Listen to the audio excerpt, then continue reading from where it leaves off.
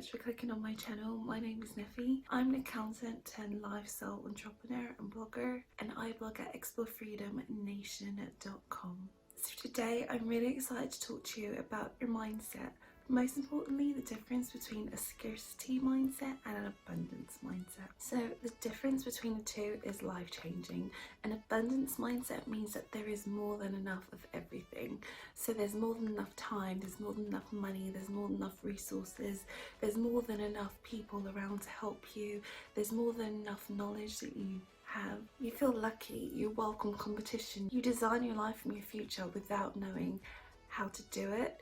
You welcome opportunity. You come from a place of giving, and also, you believe that there is more than enough of everything. The abundant mindset is based on a more than enough feeling, and you feel like everything is happening for you.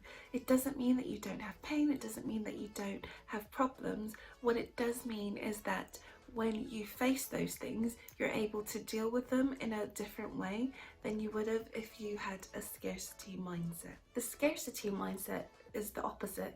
You believe that there is never enough of anything. There's never enough time, there's never enough energy, there's never enough money. You fear competition, you always feel like you're not lucky. You don't believe that people are out to help you. You don't give because you feel like you don't have enough. It just carries on, like you repeat the mistakes of your past, and it just carries on in this not productive mindset, not productive loop. So the scarcity mindset is based on fear, and you feel like everything is happening to you, not for you. Because your thinking is based on fear, you kind of always come from a defensive point of view. You're always trying to seek righteousness. You're trying to, get even with someone because they did you wrong, and it's always that victim mentality. And also I find that people that have a scarcity mindset try to control everything. They try to control everything because they don't feel like they have enough of everything. Comment below if this is making sense so far. So I used to have a scarcity mindset where I would feel like, oh my gosh, everything's happening to me, everything bad always happens to me, I never get any good breaks.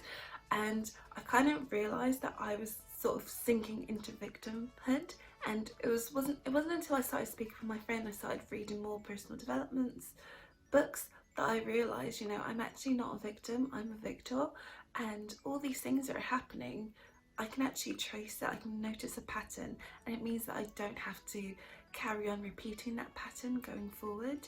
And it was really weird that I could, like, on the outside everything seemed good. I had a good job, I was living in a nice place, I was sort of in control of like my finances and my life, but on the inside I always felt like I wasn't enough.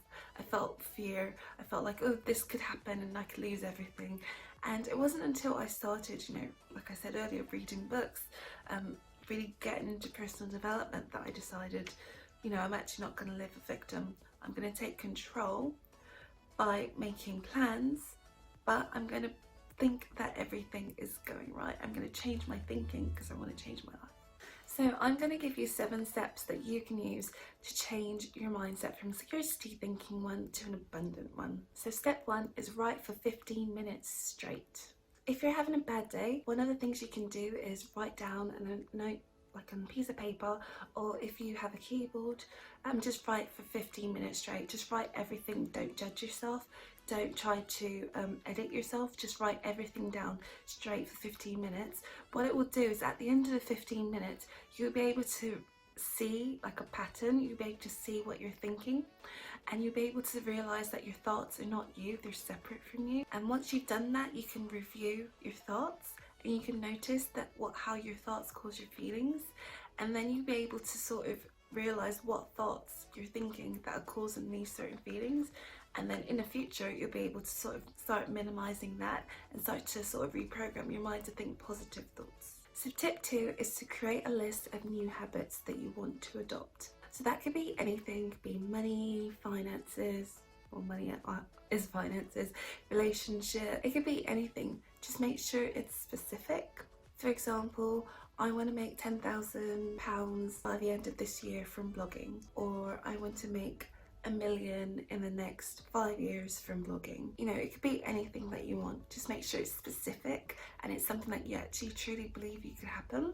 So once you've written down what your new list is, you need to do a second step and write down your thoughts about your ladder thoughts. So ladder thoughts are the things that are going to get you from one step to another. So for example, you could say, I want to earn 10,000 a month from blogging, or 10,000 a year from blogging, like I said earlier. And then the ladder thought for that would be, I'm not currently earning 10,000 a month from blogging, but I know I could one day. You need to actually believe that it's true and it's possible for you. And once you've written those neutral thoughts down, then just read them every day so that it starts to reprogram your mind and it seeps into your subconscious, and then you start to really believe it, and then you'll see those results start to manifest in real life. Tip 3 is to ask yourself one question every day that supports your thinking. Our brain loves to be efficient and it loves questions, because once you ask your brain a question, it goes about and tries to find the answer. So questions are a great way to help support your new way of thinking. And so I would suggest asking yourself one question a day in an area that you want to change or you want to improve on. So here are some examples that I've asked myself in the past, and I'm going to read them out. What thoughts can I think to support my happiness and success? How can I be happier tomorrow? How can I accomplish my goal? How can I lose 10 pounds? How can I become a full-time blogger? How can I work for XYZ company? That was what I used when I wanted to work for a specific company that I'm actually working for now, so it does work. And yes, so it could be about anything really. Tip 4 is to make a list of the emotions that you constantly feel now, and then make a list of the emotions that you want to constantly feel in the future. So once you have the two lists, you want to compare them. Most of us don't actually think about what we're thinking, so we end up repeating the feelings from the past. So make a list of the top 2 to 5 emotions that you constantly feel. For example, I always used to feel stressed, I always used to feel anxious. So once you've got your list of emotions that you don't want to feel, write your list of your top 2 to 5 emotions that you do want to feel. So I always want to feel happy, I always want to feel like I'm having fun, I want to feel like I am worthy, obviously, because I am, and I also want to feel like I'm making a difference. So my top emotions would then just be like loving, generous, happy, obviously, ambitious, because that's another one of my emotions. So you got to write down what yours are. So what are the top 2 to 5 that you don't want to feel, and compare them to the top 2 to 5 that you do want to feel. Notice how these emotions differ based on the area of your life that you want to change. So for example, when I'm in a relationship and I want to feel love, that's different to the type of love that I want to feel in my career. You know, just being aware and being intentional, that will help to change your life. Tip 5 is to create a vision board with the images for the things that you want to manifest in your life. So I originally started with a vision board, and now I have a vision wall in my bedroom. Like half of a wall in my bedroom is just full of pictures. It's specific to just you. It's anything that you want. You know, make your vision board personal. Make sure it's something that you want. It's not something that you think you should want. It's something that you truly want for your life, and you truly believe that it's going to help make you a better person. So vision boards work because they help you focus on what it is that you want to create in your life. So like I said, I have a physical vision wall, but you could also have like a digital one. So I also have like Pinterest boards, because I like Pinterest, I love pictures. So sometimes I'll go on Pinterest and I'll look through my Pinterest boards every morning. But just think about you, like how would it be if you created a vision for your life and you looked at it every morning and every night before you went to bed, and then just started to see all these things actually happening in real life? Like, how awesome is that going to make you feel? So one of the analogy that someone told me a while ago, which I really thought was like a life changer for me, was to think of your dreams as a plant. Okay, so I've got my little vase here, right? If we just look at this one right here, right? So if you think of the plant as the life that you want to design, but all day long around the plant, weeds grow around it, and at the end of the day you need to pull out those weeds. So if we just imagine that this is a weed and it's growing around my plant, at the end of the day I'm going to have to pull that out. Otherwise my plant will start to look like the weeds, and that's not the vision that I want, and then I will lose sight of the plant. Hope that makes sense. Let me know if that makes sense to you guys. In my mind it did, because I was thinking, oh my gosh, that's so true. Like, life and dreams are, there's something that's growing, there's something that's manifesting. So if you don't hold on to your vision tight and you don't hold on to the life that you want to create, you will be distracted, you will be knocked about by just life in general. And so you have to sort of stay focused on what it is that you want in your life. And that's why I always like the plant analogy. That's something that I can easily relate to. And you know, so like the distractions of life, those are the weeds, and they need to be pulled out each day in order for me to achieve what I want, and in order for you to achieve what you want. So let me know below if this is making sense. So to make sure that you're living life from proactive state, which is an abundant state, and not a reactive state, which I think is quite fearful sometimes, here are some things that you can do. Write down what your dream life looks like. 2, write down your why. I have an awesome blog post about finding your why, and I think I've also done like some habits videos about finding why, so I'll put links to those in the description below. And there's also this awesome book, Starting With Why by Simon Sinek, and I will put a link to that as well below. 3, write down your purpose for living. 4, write down what's most important to you. And number 5, you know, look at this list every single day.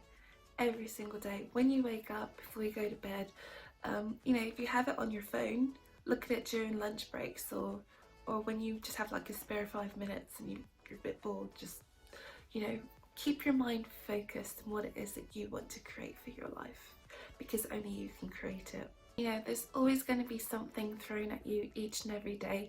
You have to design a system that you can follow, so you have to be clear about what it is that you want. So I'm thinking about creating like a 10-minute morning checklist. If you guys think that this is something that you'd be interested in, then email me and just let me know your thoughts, or you can put it in the comments below. I really want to encourage you guys to sort of go for the life that you want. I want to help you explore your dream life, explore freedom, because freedom to me means living a life that I've designed. So I want to help you guys live a life that you've designed. Let me know if you think that this 10-minute morning checklist would be a good idea. So email me or comment below, or even just like message me on Instagram, DM me on Instagram. Tip number 7 is ask, what am I thinking daily? Your thoughts and your beliefs create all the results in your life. So to try and control those 60,000 thoughts that you have every single day, that's going to be a mission. But what you can do is ask yourself from time to time, what am I thinking? To sort of get like a view of what your thought process is like in that moment. You can write it down and you can sort of notice a pattern, and once you're able to notice a pattern, you can start to change that pattern. So make it a daily process to ask yourself, what am I thinking? It could just be like a 2-second thing, and your brain, like I said before, it likes to be efficient, so it's going to come up with an answer, and you can use that answer to better improve your life. Also, it's a great way to separate yourself from your thoughts, because I always used to believe that my thoughts were me, and your thoughts can create your life, but it's just your brain. Like I said in an earlier video, your thoughts are just sentences in your head. They can be neutral, they can be bad, they can be good. It's your thinking that creates your feelings, so you want to be really conscious of what you're thinking. There's enormous power in that. So if you use the tips above, you can actually change your thinking and create a new future for yourself, and that's going to be so amazing. It's worked for me, so I know that this stuff works, but it does take time. It's not going to happen overnight. You need to be patient with yourself. You need to not be too hard on yourself when you do notice things, because I remember when I first started writing down, you know, what I was thinking, I would be like, why are you thinking that? And I would edit myself. So that's kind of why I said in step 1, don't edit yourself and don't judge yourself. It's just thinking, it's just sentences in your head. You can change it. So with that said, I'm Nefe. I'm an accountant turned entrepreneur and blogger, and I blog at explorefreedomnation.com, and I will see you guys in the next video.